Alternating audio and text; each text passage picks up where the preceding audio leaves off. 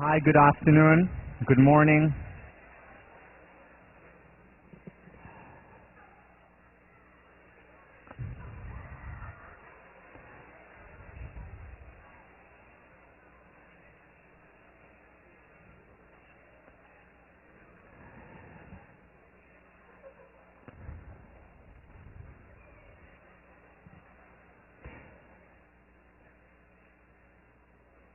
Today we're going to continue talking about love, but before, if there is a Nadia in this room and you left a keychain in class, we have it here, so please come and see me afterwards.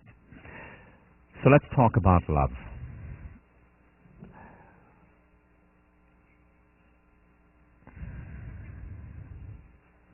Last time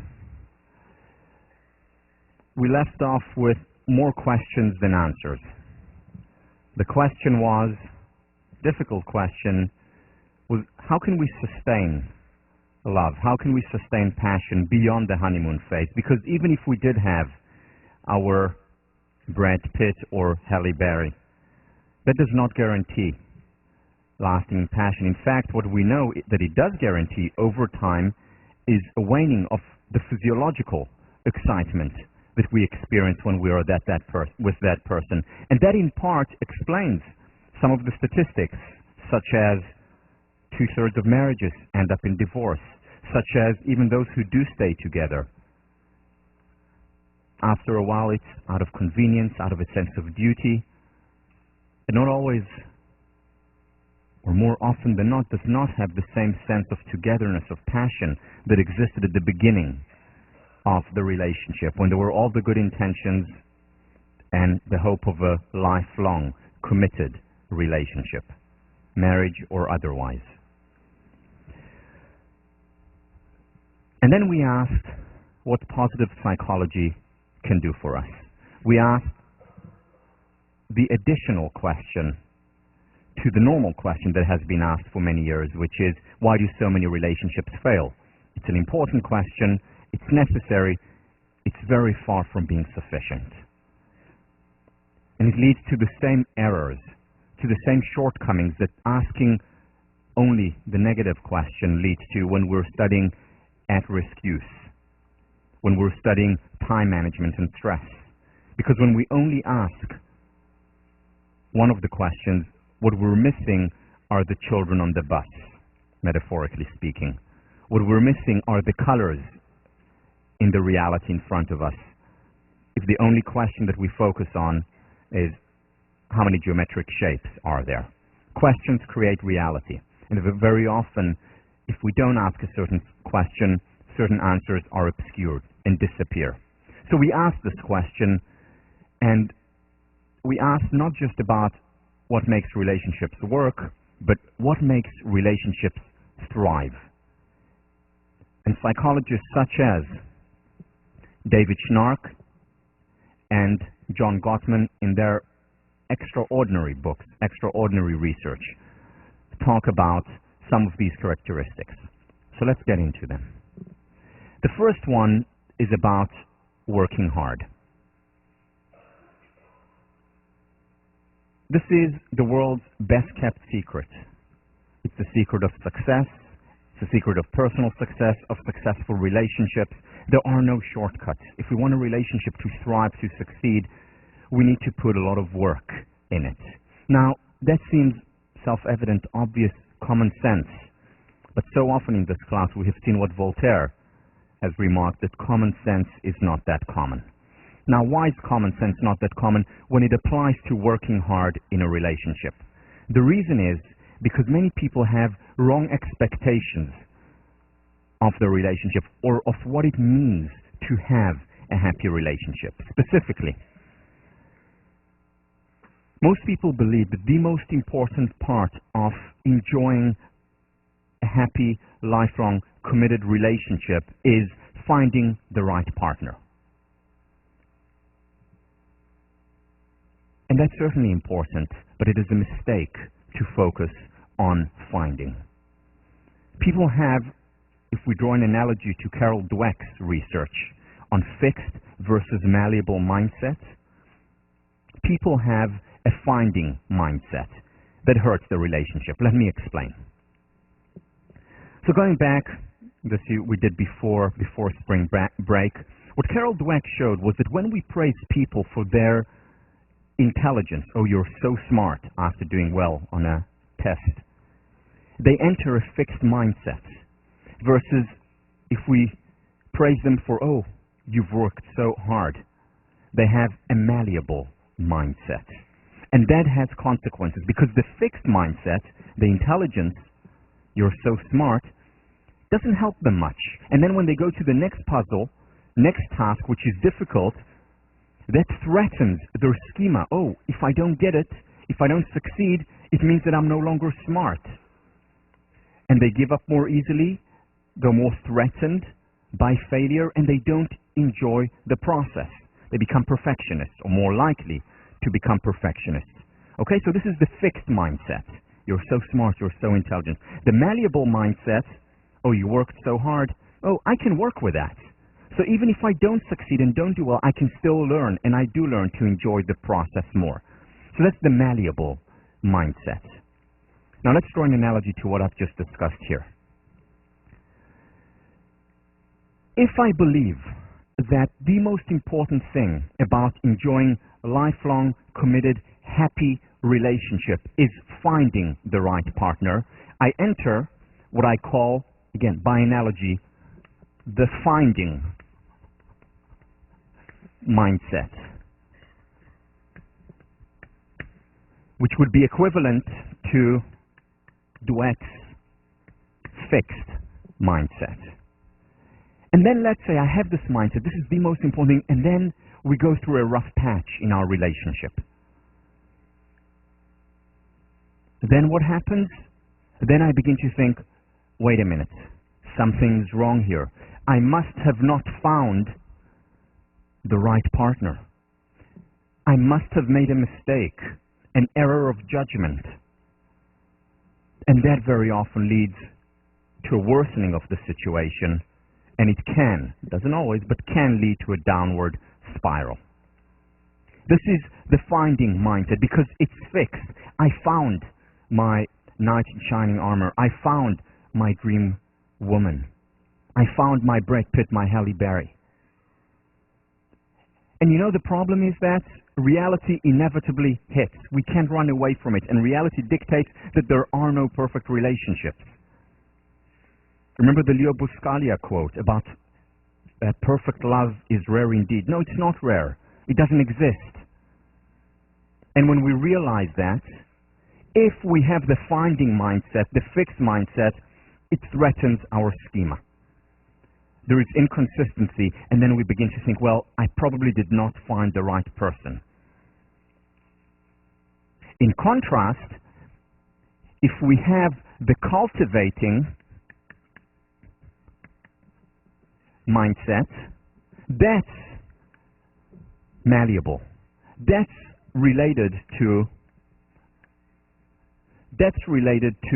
the effort part. Okay, so we're going through a hardship, we're going through difficulty, but it's okay because we're working on it. We're working to resolve it. It's like the students who were praised for their effort. Okay, so I'm not solving this puzzle now, but so what? I'm putting in a lot of effort. I'm trying. I'm even enjoying the process. Look at the direct parallel here between Dweck's work on mindset and our mindset when it comes to relationships. So important, makes such a big difference. And very often we can switch it, if not immediately, relatively promptly. Remember, Carol Dweck was able to change the mindset of people in a single experiment, in a few hours. And we can do the same in a relationship if we truly accept and internalize the fact that relationships, while finding the right partner, a good partner, is of course important. It is much more important to then cultivate that relationship. And we'll get to that in a minute. But the question then arises, so why do people have the finding mindset? Why do people have or not have the cultivating mindset if it is healthier? One of the main reasons are the movies. Now, movies are wonderful. They're terrific. They show us what is possible. Aristotle once said about art or about fiction, that it's more important than history because history depicts things as they are, whereas fiction depicts things as they can and ought to be. So it's a wonderful thing to show us a model of what's possible, especially the romantic movies. And I don't mean romantic in terms of love, romantic in the 18th, 19th century sense of romantic, showing us how things can work, how things can become, the potential of human nature, of relationships, of our world. So it's a wonderful thing, but one thing that movies don't do well is that they focus on the finding of the right partner, and hence very often reinforce the finding mindset. Because most of the movies, love stories look like this. There are struggles, there are fights, there are disagreements, there are challenges on the way, and then at the end, Mr. and Mrs. Smith get together and they live happily ever after. The screen drops and they walk into the sunset. You know what the problem is with that picture? The problem is that movies end where love begins. It is after the screen drops that the actual work starts. It is easy. It is easy to have a good relationship at the beginning, the honeymoon phase, or through the first year or two, usually. But then what happens after a while when the initial physiological instinct wanes? What happens when we start to recognize and understand and realize and see that, well, this partner is not perfect? What happens then? Well, that's when true love begins, and that's where true love is cultivated and formed. Now, I'm not belittling the importance of finding a partner, the right person for us. It is, of course, important. And often it takes kissing many frogs before we find our prince. But the more important part of a thriving long-term relationship is the cultivation.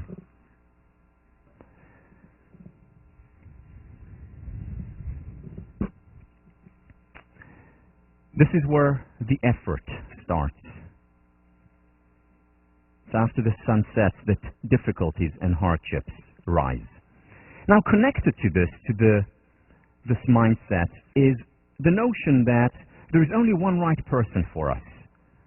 And all I need to do and all I need to dedicate all my effort and time to is find that right person. And if I have to go all the way to Yale, I'll go there to find that person.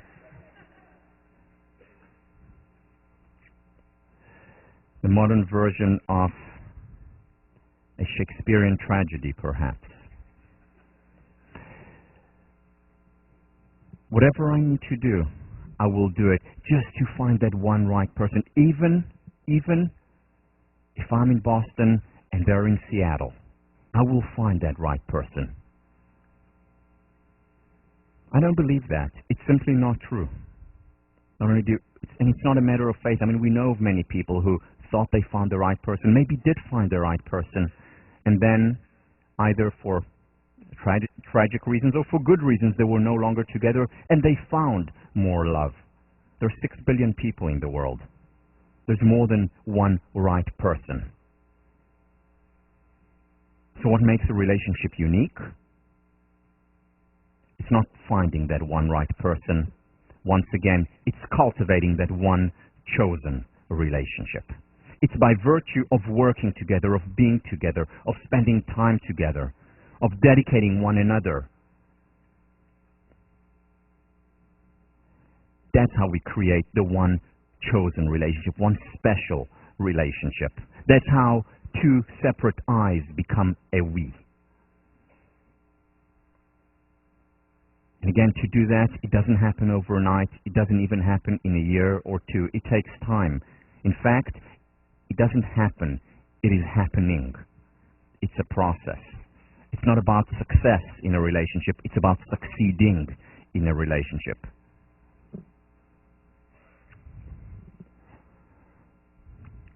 We cultivate a relationship not just simply by putting on the ring or by giving the vows. It's by doing things together. Why is that so important? Let me draw on some research from other areas of psychology. And this is something that I've mentioned on a couple of occasions. Some of the most important work done by Muzaffar Sharif back in the 1950s. And until Muzaffar Sharif came along, as I mentioned before, the hypothesis that people had when it comes to resolving interpersonal conflicts or intergroup conflicts, the belief that people had was that all you need to do was get the conflicting sides together. The dominant hypothesis was what's called the contact hypothesis. Get the two conflicting sides in touch with one another, whether it's conflicting ethnic groups, whether it's conflicting individuals, get them together and you will resolve the conflict.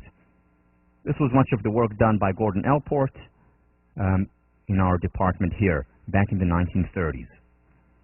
Muzaffar Sharif comes along and shows that that's not the case. In fact, just bringing them together, just the contact of the conflicting sides, very often, more often than not, intensifies the conflict rather than resolves it. And I gave this in the context of the Arab-Israeli conflict, where people just got together and the hope was that we'll have peace in our time.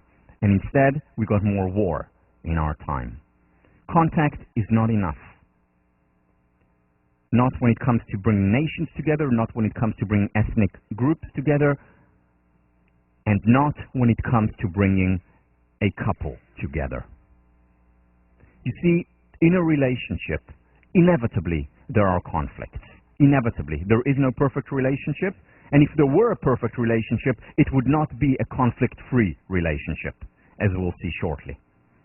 So there are conflicts in a relationship, whether it's during the first year or whether it's after 2 or 3 years, and serious conflicts. I'm not just saying about, a conflict about, well, you should put down the toilet seat or keep it up. I mean, serious, well, that could be serious, I guess. But other serious conflicts.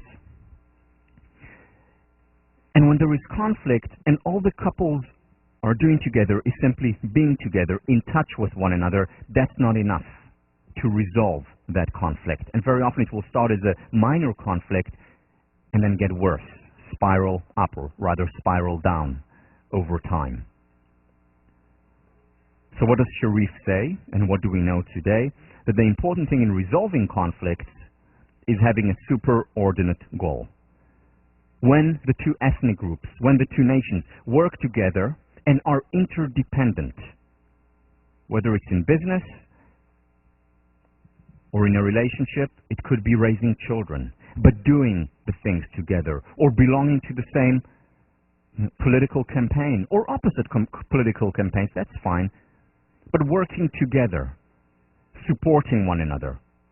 And when you have the working together, the doing together, that's when you're most likely to resolve the conflicts. And in fact, these conflicts, as we'll see shortly, can make the relationship even stronger. What the couple need are mutually meaningful goals. And again, it could be having children together and raising the children together. Not just, okay, well, we had the child and then, the mother or the father raised the kid, more often the mother.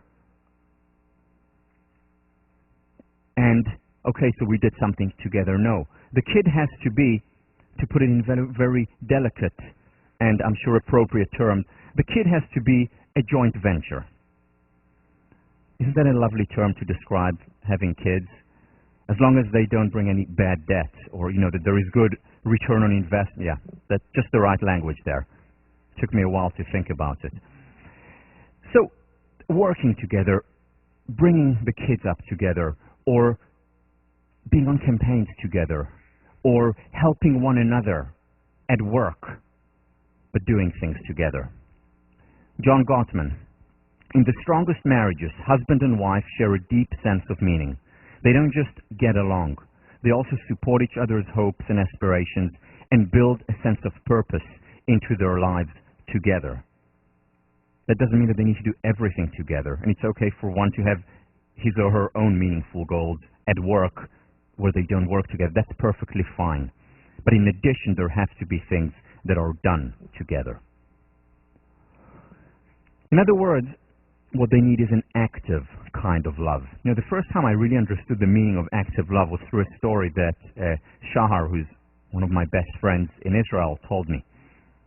We were in the same class, but he got married at a relatively young age. He was in his early 20s, and had his first kid soon after. And he's very introspective, very honest, high levels of integrity. And he told me that at the beginning, when he had Noam, when Noam came home from hospital with his wife, with his mom, Shahar didn't really feel love toward Noam. Was very cute, adorable, but he didn't feel a strong sense of love that he thought he should have felt. Needless to say, he felt enormously guilty about it.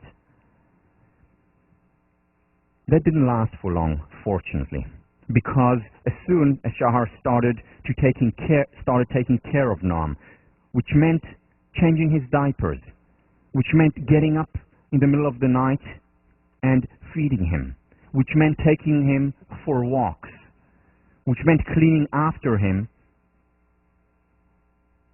that's when the love was cultivated. That's when he started to feel a deep sense of fatherhood for the first time. So it wasn't natural. For some people it is natural. For women more often, but not always. More often than men. So we can rely and wait for this natural thing to happen, or we can actively engage in activities that show, that illustrate our love. And remember self-perception theory. We very often form theories and beliefs about ourselves based on how we behave. So the examples we used in the past, if I see myself going up to someone and asking them out, even if they say no, I perceive myself as someone with confidence, and my self-esteem will go up, regardless of the response. If I see myself trying out for plays, I will perceive myself as someone courageous. If I perceive myself as, if I take care of myself, I'll see myself as someone with self-esteem who cares about him or herself.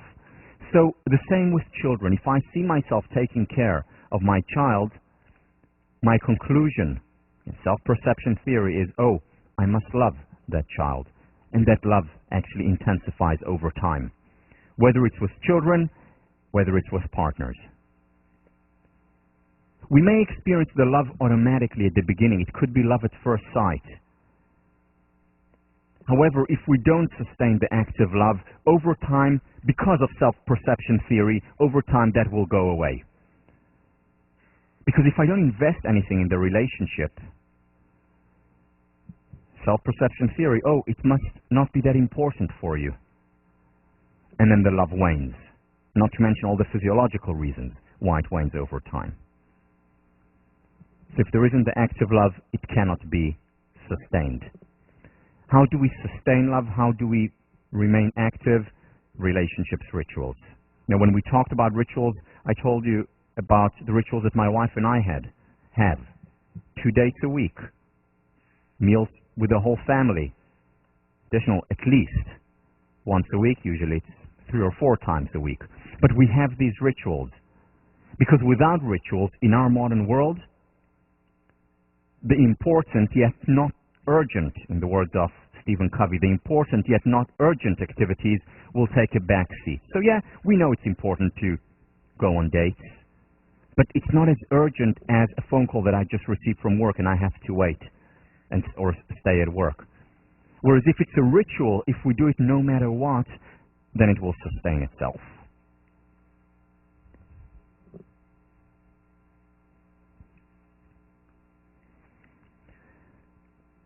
The second way, and extremely important way of sustaining love, is making that shift from the desire to be validated to the desire to be known.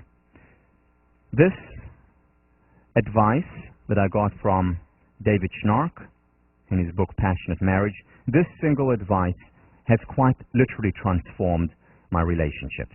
Whether it's my romantic relationship with my wife or my relationship with my friends, family members, as well as students. And I've mentioned this before, and I want to go into more depth here because it is so crucial for sustaining passion, for sustaining friendship, for sustaining happiness, individual, intrapersonal, as well as interpersonal happiness. So what does that mean? What does being known rather than being validated mean? First of all, one thing that David Schnark and others have shown is that if we want to sustain passion beyond the honeymoon phase, beyond the time when it's automatic, what we need to do is form deeper levels of intimacy. And couples, again, now we're studying the couples who have been together for 20, 30, 40 years and still have a passionate relationship. Couples who do that, the tip of the stem, unfortunately, but couples who do that have cultivated and continue to cultivate, not find, cultivate intimacy throughout their lives. And how do you cultivate intimacy? By getting to know one another more and more and more deeply, more meaningfully, by understanding one another, by getting to know one another as we know ourselves. And that means that if we are up to be known by the other partner, that means we must open up. That means we must reveal. That means we need to share of ourselves. Not just the wonderful and the amazing and the terrific things that we share on the first date. That too. But in addition, also the things that sometimes we're not that proud of. Our weaknesses, perhaps. Some of the things that maybe we're ashamed of, that we don't feel very comfortable revealing, that no one knows about us. Now, that does not happen on the first date. It shouldn't happen on the first date. Very often it doesn't happen after 5 or 10 years. It happens gradually over time as trust increases and we reveal more and more. Sometimes we reveal things about ourselves that we didn't even know existed, that we repressed or suppressed over time. But it takes time, which is why, going back to David Schnark's quote about cellulites and sexual potential, that usually happens after 10, 20, 30, and which is why at the age of 50 and 60, there is even better sexual potential than at the age of 18 or 20 or 30. Doesn't mean it can be great at 18, 20, and 30. But it can be even greater. Why? Because deeper levels of intimacy, deeper level of connectedness. A lot to look forward to if we understand what is the nature of a passionate relationship. It cannot just rely on, well, we came together, I found my prince, princess charming, and then we'll live happily ever after. No, it means also taking risks at times. It means revealing over time our deepest desires, our deepest fantasies, our greatest strengths, as well as our weaknesses, our insecurities, and our passions. That's what it means to be revealed, to open up, to share. What it means is that a healthy relationship is about expressing ourselves rather than trying to constantly impress. This is the difference between being known, express, versus being validated. Let me impress her. Let me impress him. Let me impress them. The thing about this is that, yes, it is more risky to open up, to express ourselves, because what if she doesn't like me? What if he doesn't like what he finds out about me? But you see, when we express, we're more likely to have a thriving relationship. It's not guaranteed by any stretch of the imagination. It's not guaranteed. However, if we just impress, we are guaranteed failure.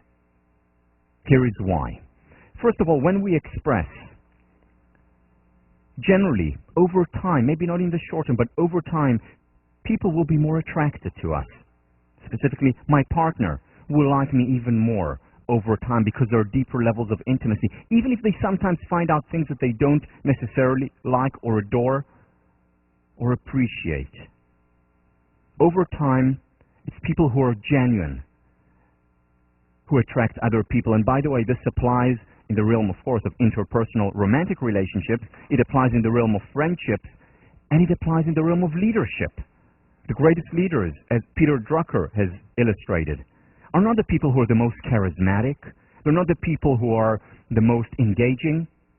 They're the people who have the highest levels of integrity. These are the leaders whom followers follow over time in the long term.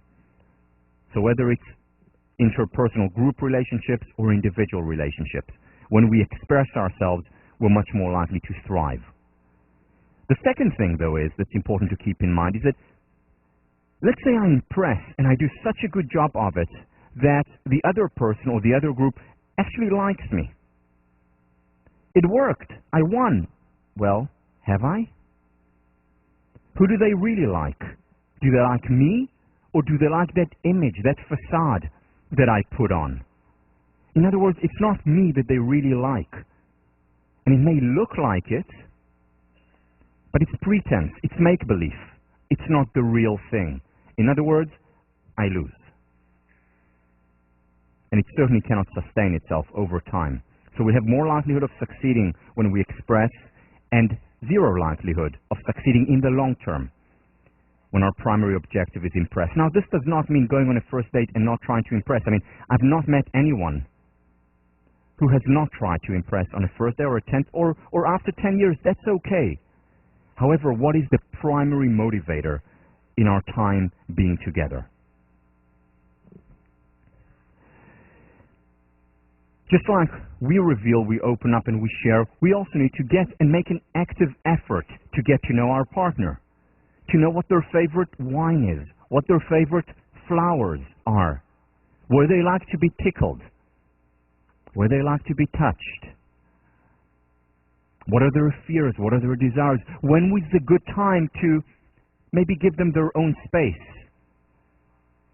When is a good time to talk to them? When is a good time to touch them? And all these things take time. It doesn't happen on the first date. It doesn't happen in the first year. And it doesn't all happen in the first 10 years or 30 years. That's what it means to create a lifelong, thriving relationship, that we get to know the other person throughout our lives. My grandfather and grandmother, my role models when it comes to relationship, got to know each other deeper and better after 50 years as well.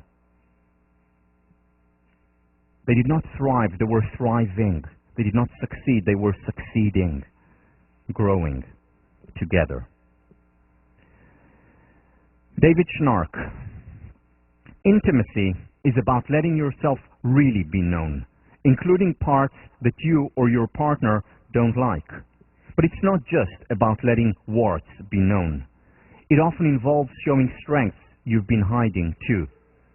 Most approaches focus on getting your partner's validation and acceptance when you disclose.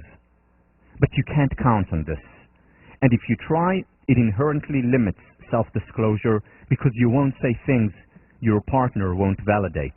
Resolving gridlock requires intimacy based on validating yourself. Many, if not most, couples counselors, sex therapists, believe that the most important thing in a relationship, in a healthy long-term relationship, is that the partners validate one another. And that is important.